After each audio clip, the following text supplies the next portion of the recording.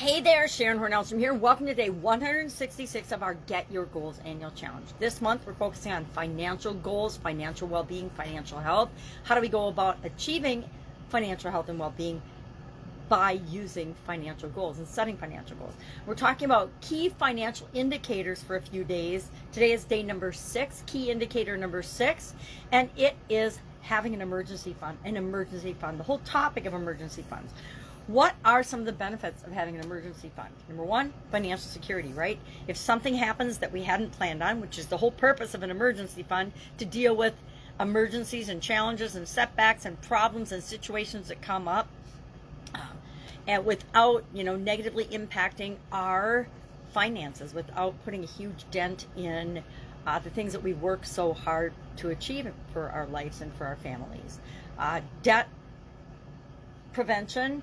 I am a prime example of what happens when you do not have a big emergency fund. Now, I had an emergency fund. I just didn't have nearly $500,000 in my emergency fund when I had a sudden cardiac arrest. I also didn't have appropriate insurance when it came to that health challenge. And I guess some people would say it might have been better off if I died, but I would contend no, since it's been 13 plus years now and I'm still here and still with my family. I contend, and I wouldn't want to have died yet. I wasn't ready to go. I wasn't done yet. That I would have been able to prevent a whole lot of debt if I had had a bigger emergency fund and better insurance and better plans in place.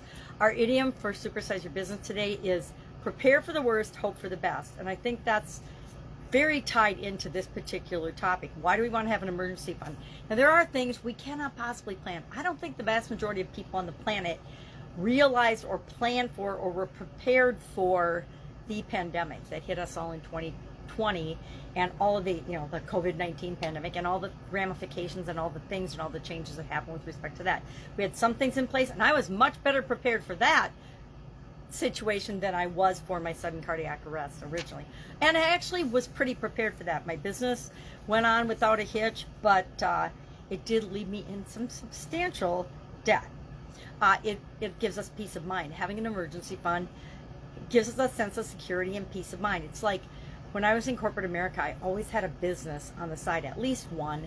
And so that gave me a sense of security and confidence that I could make decisions and choices that were right and best for the situation, because I didn't have to worry about if I lost my job or if I lost my job and I didn't have that paycheck every week or every month. I got paid monthly back then. And then it allows us the ability to seize opportunities. If we have an emergency fund, we can use that emergency fund for opportunities as they come our way.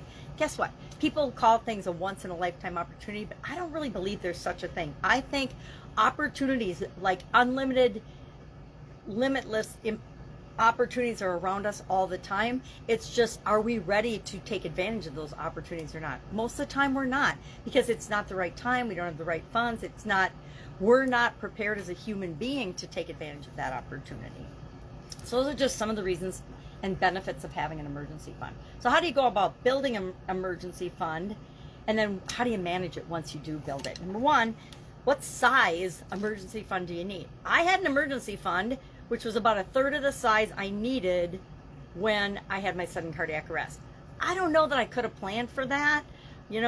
I could have had better, stronger health insurance, but that was about it. And that was, during the crazy times of Obamacare, yada, yada, yada. I could make excuses, but the truth is I just didn't have enough good insurance or a good enough backup insurance plan to cover me for all of the expenses that I incurred.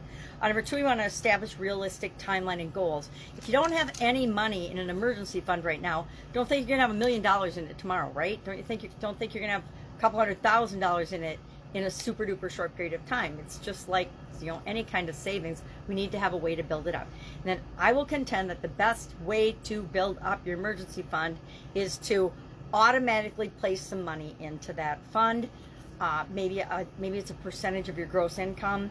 Maybe it's whatever it is for you. Maybe it's $1 a week. Whatever you have to do something to start putting aside money for an emergency fund. Because guess what? Life happens every single day, and stuff happens all the time that we don't anticipate. So we want to be prepared, right? Prepare for the worst, hope for the best. So how do you manage that emergency fund? Just like you manage any other fund or any other financial thing, you want to keep your emergency funds separate, right? You want to make sure that they're separate and that you don't tap into them for every little whim and want that comes your way. You know, you want new curtains, you want a new dishwasher, you don't tap into your emergency fund, you know, because it's not necessarily an emergency. Make sure it's really what you define as an emergency and the reason that you're saving that money in the first place, or setting those resources aside in the first place. And I like to think of it as a long-term plan, because if nothing bad happens and I don't have to tap into it, it's kind of like my 401k plan. It's there for my future, and I'm just saving it a little bit at a time. Regularly review and replenish your emergency fund. If you take money out of your emergency fund for something, maybe a trip or vacation or something, make sure that you pay that money back. Again, same is true of our 401k plans. Most of the people I know that have had 401k plans and tapped into them for certain things, you know, oh, I want a new boat, I want to pay for my kids' college, whatever, live to regret it, because they take that money out, pay the penalties or whatever depending on your age, and then never put it back. And so they lose all of the interest and all the benefits of having that 401k in the first place. Maximize your returns without sacrificing accessibility. You want to have your money in something that will get you some interest, and nowadays it's even harder because inflation's up and interest rates are tanked.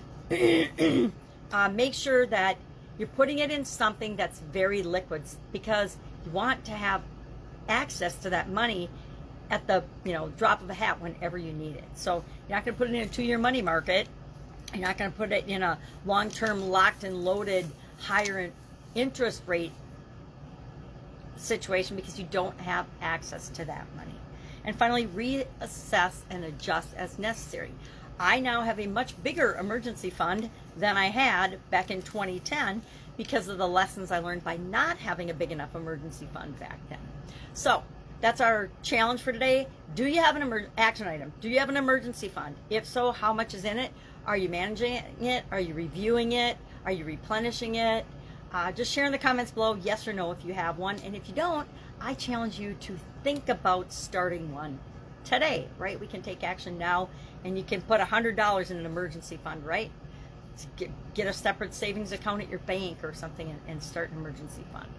All right, any questions, hit me up. Otherwise, I will be with you tomorrow, and I think we have maybe 1 more or 2 more key indicators for financial well-being. We'll talk about those over the next couple of days, and then I will surprise you with what we're going to discuss, and it's going to have something to do with financial goals, financial well-being, and financial health, of course. All right, have a great day, and I'll, of course, be with you tomorrow.